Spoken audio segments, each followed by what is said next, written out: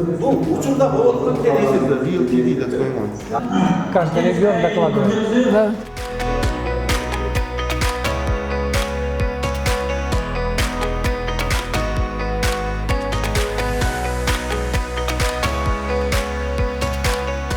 Но именно предупредительная работа, именно раннее оповещение в этом деле играет очень важную роль.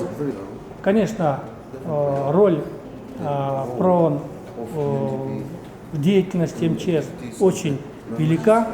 Оборудование – это наши громкоговорители, до этого вот мониторы вот стоят, связывающие коммутаторы с ним, то есть серверы, то есть все необходимое оборудование, которое мы можем в дальнейшем расширять.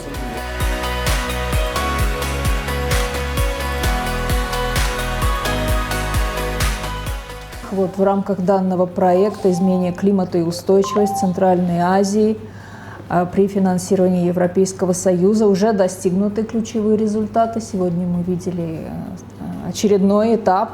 Это техническая модернизация, серверные системы, мультиплексные модули и дополнительное оборудование для расширения охвата раннего предупреждения.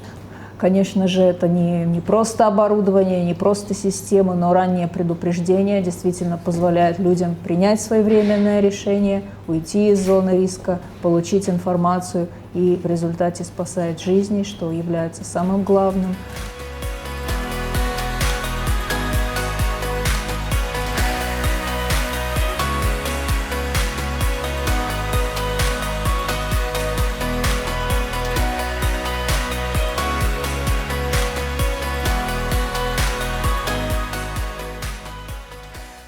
I'm very impressed with your emergency center, and I must say it looks very similar to the emergency center our Director General in Brussels has for crisis management, and congratulations for this very modern setup, and I'm very happy that we could contribute together with UNDP on making this even better to deal with the many challenges we're facing. Thank you very much to UNDP and to the Ministry for this good progress. Thank you.